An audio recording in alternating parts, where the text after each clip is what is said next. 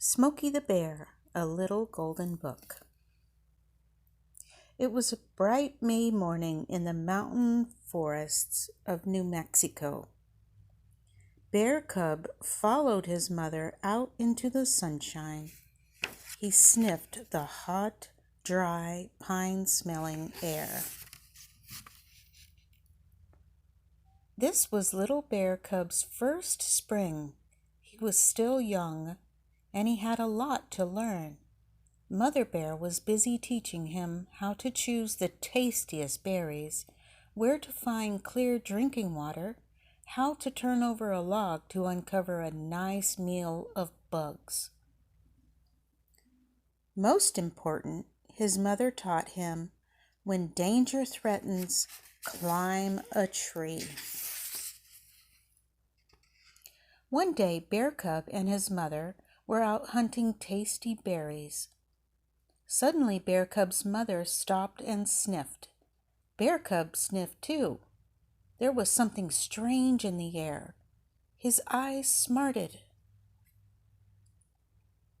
And off in the distance, he heard a great roaring sound, like all the winds blowing together through the tops of the tall pines.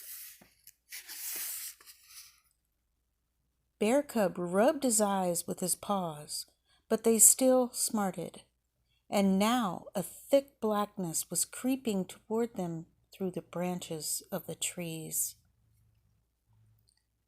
All the creatures of the woods were fleeing from the roaring darkness, the deer and the squirrels, the rabbits and the birds. "Hurry, hurry!" the birds were screaming as they flew. Mother Bear rushed Bear Cub along ahead of her, as fast as his feet could go, but it was not fast enough. The thick smoke caught up with them. Bear Cub could not hear his mother's voice behind him. When he turned around, he could not see her. Bear Cub was frightened. What should he do? Then he remembered. When danger threatens, his mother had taught him, climb a tree. So up the pine tree Bear Cub went.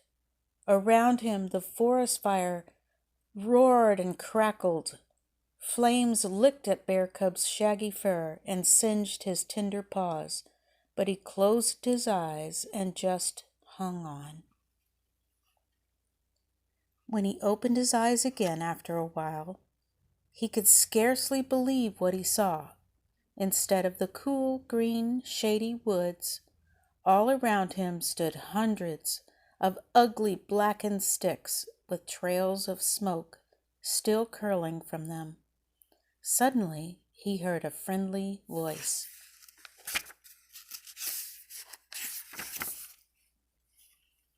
It was a firefighting forest ranger. The ranger reached up and took Bear Cub into his arms. "What's your name, fellow? Smokey?" From then on, it was. Though Smokey could not understand the words, he knew the voice was kind. He knew the water from the ranger's canteen felt wet and cool in his dry throat. He knew the food from the ranger's pack tasted fine, and he felt just fine in his hollow insides. He knew the salve and bandages made his burned paws feel good again. Then the ranger took Smokey to the game warden's home. He liked to sit with the family and play with their little girl.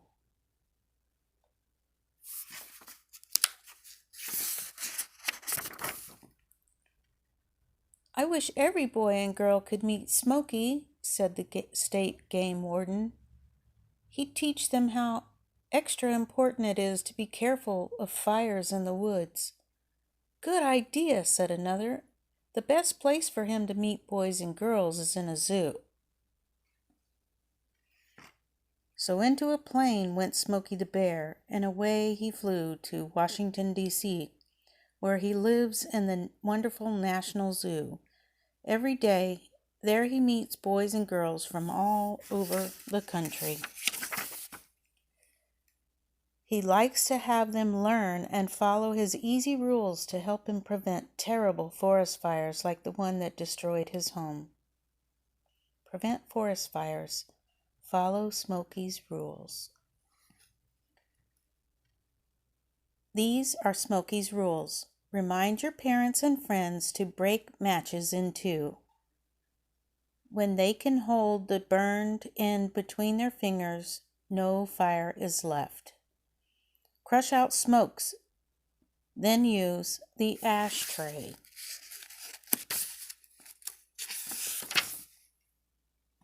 Drown campfires, then stir the ashes to make sure they are out. Never burn grass, brush, or trash on windy days. When they do burn it, they should have plenty of help. Please help your friend Smokey to prevent forest fires. Remember his rules and help others remember them too.